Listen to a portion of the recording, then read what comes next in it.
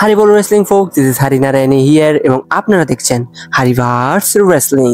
তো ভাই, আজ আমরা কথা বলবো ডাব্লিউডাব্লিউই স্ম্যাকডাউন নিয়ে, যা ছিল এক কথায় বিস্ফোরক। স্যাটারডে নাইট মেইন ইভেন্টের ঠিক আগে রিংয়ের ভেতরে এমন সব ঘটনা ঘটেছে যা দেখে আপনার চোখ কপালে উঠতে বাধ্য। তৈরি হয়ে যান, কারণ এই ব্রেকডাউন শুধু তথ্য নয়, উত্তেজনার এক রোলার কোস্টার। তাহলে শুরু করা যাক। ওপেনিং সেগমেন্ট, ঝগড়া থামানো গেল না। শো শুরু হতেই রিংয়ে ছুটে এলেন টিফিনি স্ট্র্যাটন। তার চোখ মুখ রাগে লাল, কারণ গত সপ্তাহে তাকে আক্রমণ করেছিলেন জেড কার্গিল।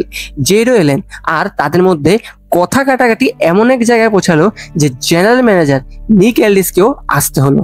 স্পষ্ট জানিয়ে দিলেন, কালকের স্যাটারডে নাইটস মেইন ইভেন্টের আগে কোনো ফিজিক্যাল কন্ট্যাক্ট নয়। কিন্তু উত্তেজনা দেখে মনে হচ্ছিল যে কোনো সময় পরিস্থিতি হাতের বাইরে চলে যেতে পারে। চ্যাম্পিয়ন ভার্সেস দ্য স্টর্ম এর ফাইনাল ফেস অফ ছিল একেবারে আগুন। Second United States championship open challenge, Ilja ড্রাগুনভের ভয়ঙ্কর যুদ্ধ। শুরু হলো সেই বহু প্রতীক্ষিত match, United States championship. Ilja Dragunov তার ওপেন চ্যালেঞ্জ ঘোষণা করলেন। চ্যালেঞ্জার হিসেবে এলেন fast pace wrestler Nathan Frazer. যদিও টমাস ও চ্যাম্পিয়ন্সের চান্স নিতে চেয়েছিলেন, কিন্তু ড্রাগুনভ বেছে নিলেন ফ্রেজারকে। ওয়াও, কি দুর্দর্শ ম্যাচ! ফ্যানরা চিৎকার করে উঠলো, দিস ইজ অসাম। রিং এর ভেতরে দুজনের গতি আর পাওয়ারের খেলা দেখে মনে হচ্ছিল যেন এক হাই স্পিড ট্রেন চলছে। শেষ ম্যাচ এইচ বম মেরে ড্রাগুনভ টাইটেল ধরে রাখলেন, কিন্তু নাটক তো সবে শুরু। ম্যাচ শেষে চ্যাম্পা এসে ফ্রেজারকে পিছন থেকে আক্রমণ করে বুঝিয়ে দিলেন তিনি এই টাইটেল ছাড়বেন না। Third, Carmelo Hayes versus Kit Wilson, মিজের ভয়ঙ্কর প্রত্যাবর্তন। এরপর রিংয়ে এলেন নতুন প্রজন্মের তারকা কারমেলো হেজ। তার প্রতিপক্ষ ছিল কিট উইলসন। দারুণ চলছিল ম্যাচ, কিন্তু হঠাৎ করে আবির্ভাব হলো দ্য মিজ। মিজ এসে হেজকে রিং পোস্টে এমন জোরে মারলেন যে হেজ ছিটকে গেলেন। উইলসন সুযোগ নিতে গিয়েও ব্যর্থ, আর হেজ তার ফার্স্ট 48 দিয়ে পিন করলেন। কিন্তু জয়ের আনন্দ বেশিক্ষণ স্থায়ী হলো না। মিজ সাথে সাথে হেজকে স্কাল ক্রাশিং ফিনালে মেরে রিংয়ে ফেলে গেলেন। শনিবারের ম্যাচের আগে হেজকে একটা জোরালো বার্তা দিয়ে গেলেন Miz. Four, Alexa Bliss versus Nia Jax, প্রতিশোধের খেলা। অতীতের দুই বন্ধু শত্রু অ্যালেক্সা ব্লিস ও নায়া জ্যাক্সের মধ্যে ছিল একটি বড় ম্যাচ। নায়া জ্যাক্সের শারীরিক শক্তি আর ব্লিসের গতি ও চালাকি দুইয়ের সংমিশ্রণে ম্যাচ জমে উঠেছিল। শার্লেট ফ্লেয়ারের উপস্থিতিও এখানে ফ্যাক্টর হয়ে দাঁড়ায়। শেষ মুহূর্তে শার্লেটের একটি মনোযোগ অন্যদিকে সরিয়ে দেওয়াতে ব্লিস সুযোগ কাজে লাগিয়ে নায়া জ্যাক্সকে রোল আপ করে পিন করে দিলেন। অ্যালেক্সা ব্লিস প্রমাণ করলেন সাইজ ম্যাটার করে না, বুদ্ধিটাই আসল। Number 5, Motor City Machine Gun versus the MFT. এই ম্যাচ ছিল গতির সাথে শক্তির এক ক্লাসিক লড়াই।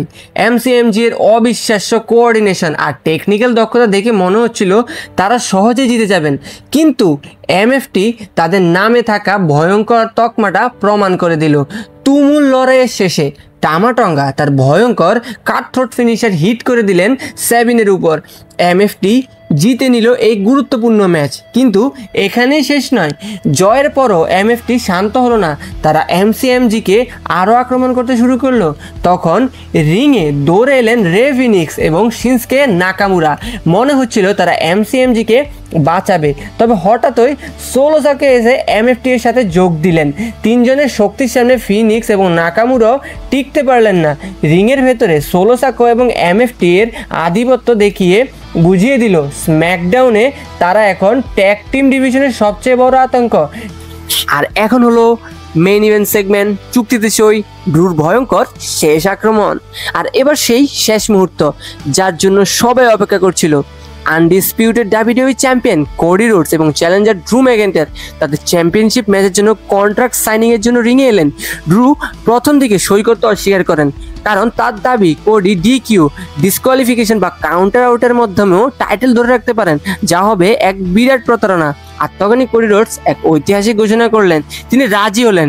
কোডি বলেন, যদি আমি ডিকিউ হই বা কাউন্ট আউটও হই তাহলে আমি টাইটেল হারাবো। শনিবারের ম্যাচের জন্য নতুন নিয়ম। এই ঘোষণার পর পরিস্থিতি আরও উত্তপ্ত হয়ে ওঠে।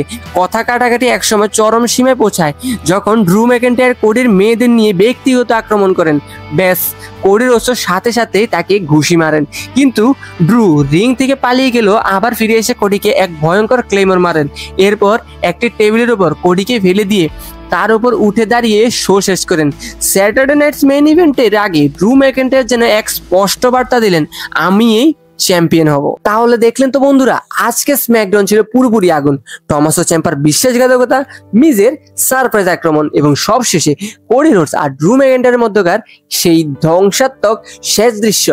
আপনাদের কি মনে হয়, কোডি কি তার নতুন ভয়ানক শর্তের ম্যাচেও টাইটেল ধরে রাখতে পারবেন? কমেন্ট বক্সে আপনাদের মতামত জানান। ভিডিওটি ভালো লাগলে লাইক করুন, শেয়ার করুন, আর এই ধরনের আরো এক্সক্লুসিভ কন্টেন্ট পেতে আমাদের চ্যানেলটি সাবস্ক্রাইব করে নোটিফিকেশন বেলটি ক্লিক করুন।